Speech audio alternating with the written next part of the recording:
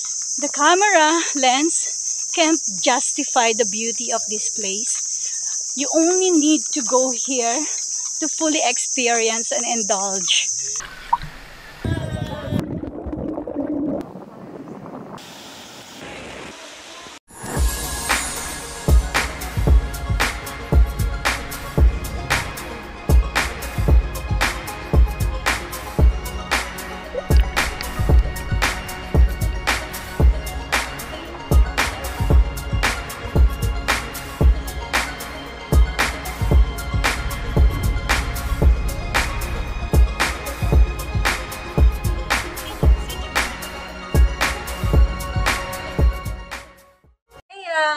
We're here at Villa Israel Hotel. Tama ba? Villa Israel natin. Villa Israel Eco Park. And Kayaking Adventure Mall. So, me and Nessie, she's here. Say hi, Nessie. Hello. Yeah, so we'll go on kayaking adventure today. It's called Mangrove Kayaking Adventure. So, for all you know, I haven't done kayaking for a long time. So, I can practice my skill set again in paddling. And me? Okay, I have to register.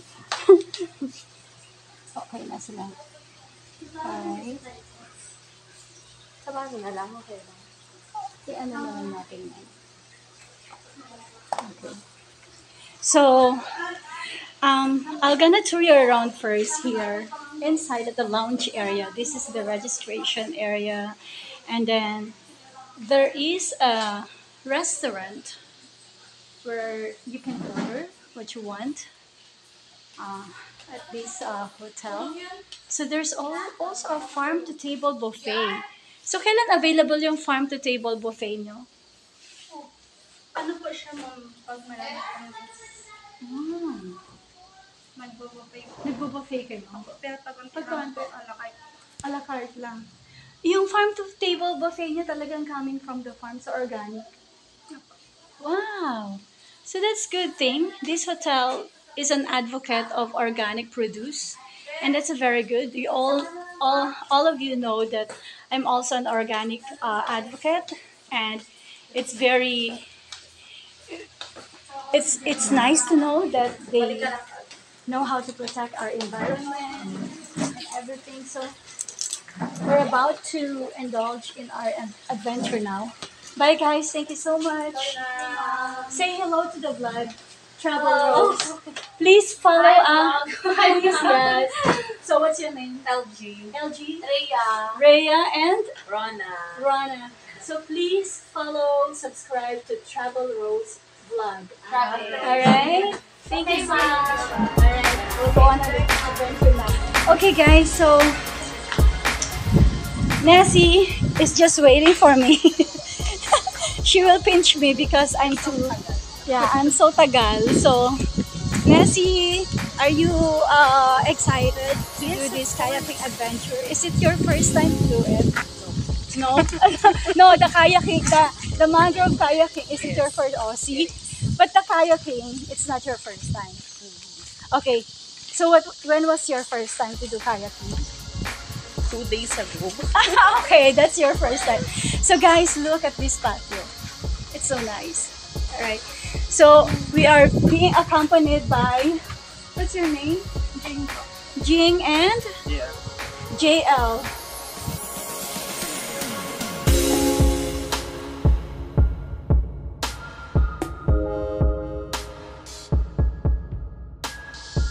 So we're passing by a mangrove area, but it's supposed to have water. But right now, it's really dry. And there is a big ballroom area here. We can dance if we want. Okay guys, we're so excited for this one. Baka wala na rin tubig dun sa ilog ay dun sa river. Saan kami dadaan? Dito.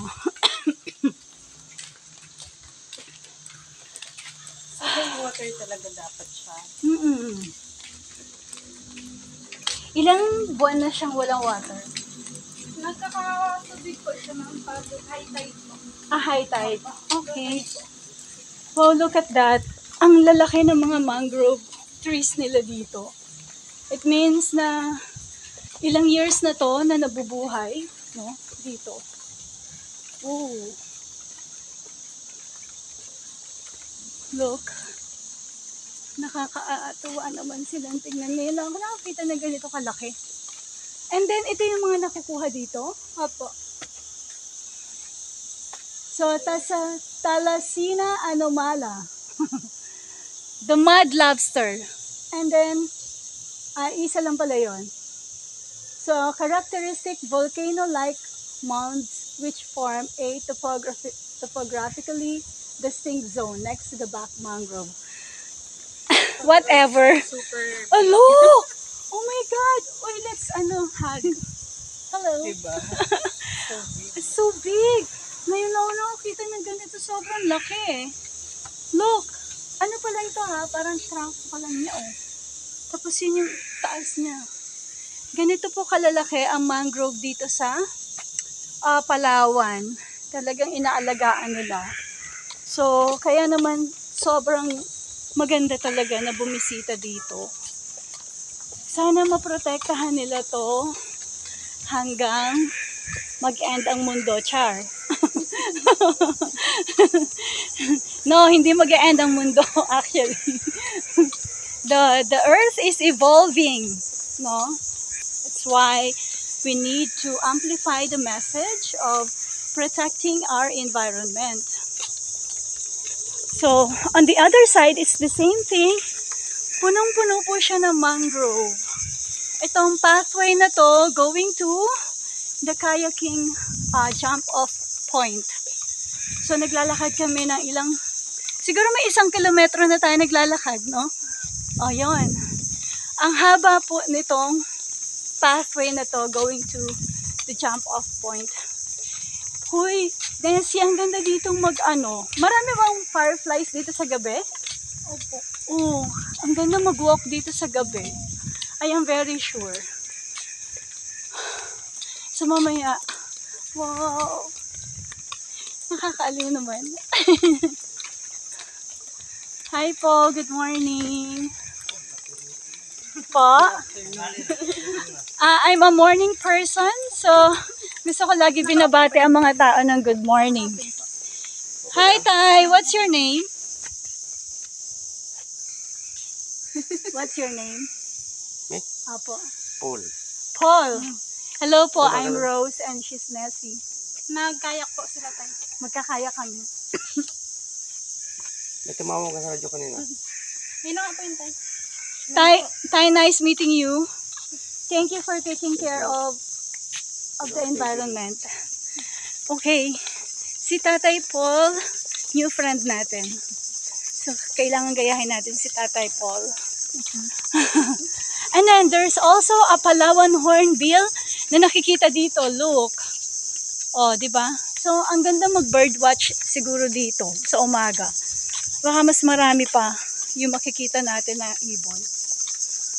Wow, nakaka-amaze naman yung, di ba ang lalaki ng mga mangroves nila. Ma-amaze kayo sa sobrang, para tayong nasa ibang planeta, sa sobrang laki ng mga mangrove dito. Ibig sabihin, years na tong inaalagaan dito at nagpo-protect sa land ng Palawan in this side of El Nido.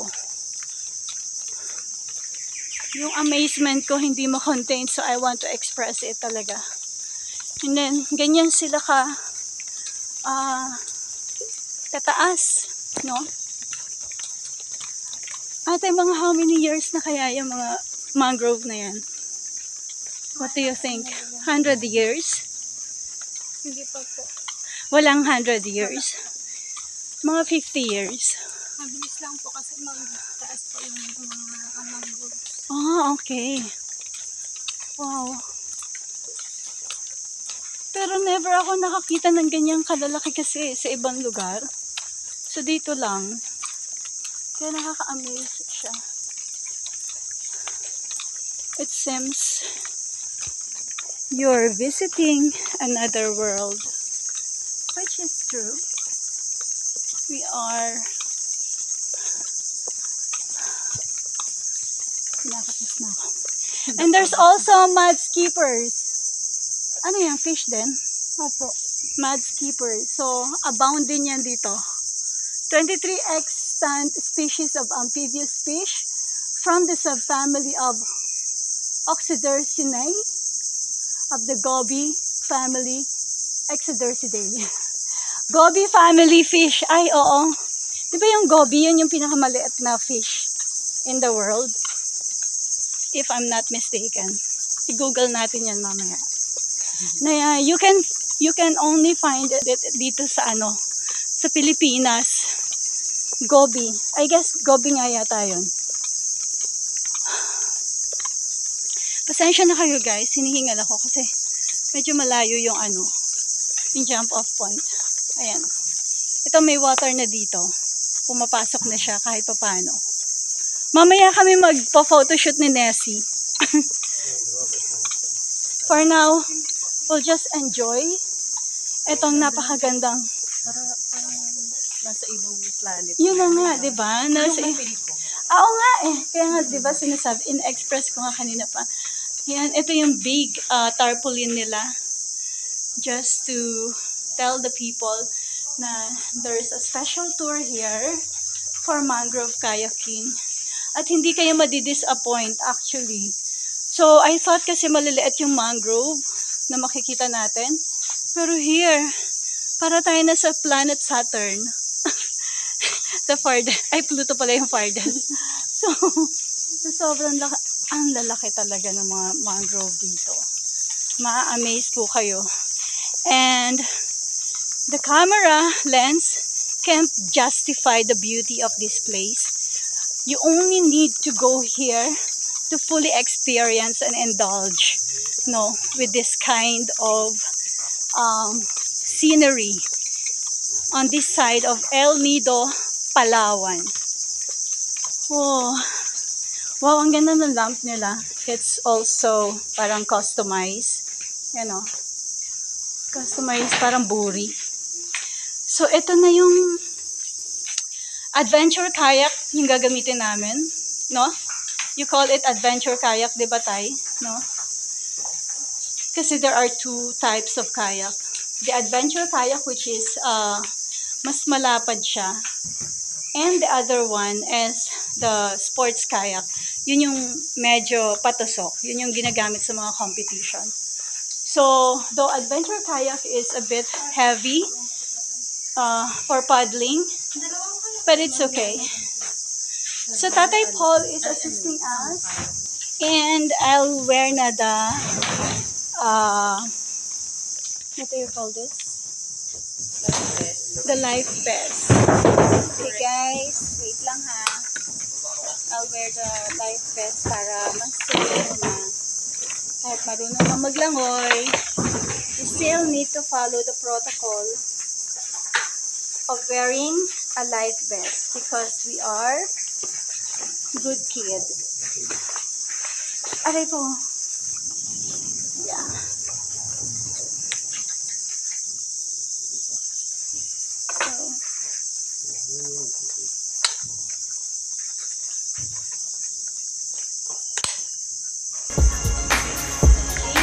Is it okay na ma-entrance ko muna ko sa'yo?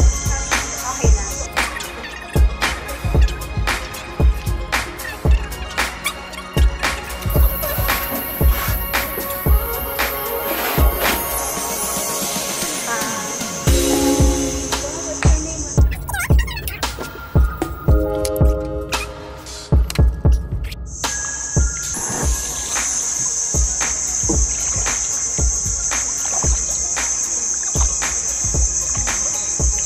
Yes, mas maganda dito kasi mas malawak.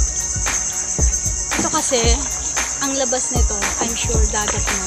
Ayan nga oh, dagat nga siya. And I guess dito walang niknik. Kasi yung niknik dun sa medyo malilim. Sobrang pinapak tayo ng niknik doon. Oo nga eh.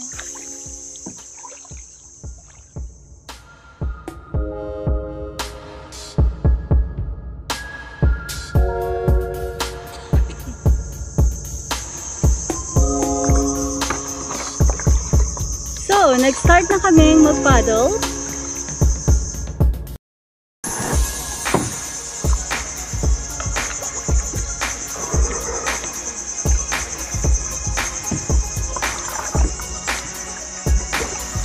Alright.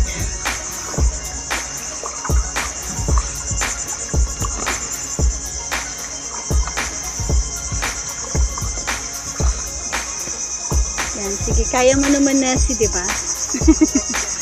Ayan, sige, para mas masanay ka. So, ako na lang ang magmamaneuver pag babangga tayo or what?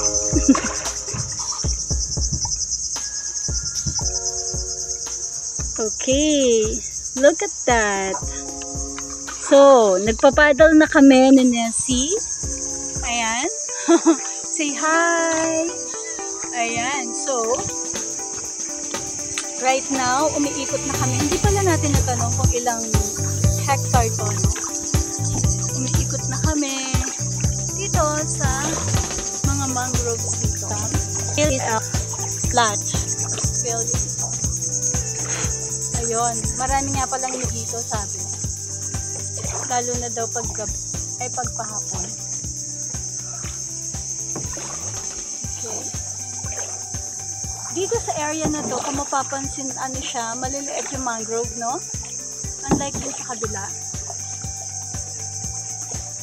Ito mas maliliit siya. Ito mas maliliit siya. So guys, we're passing by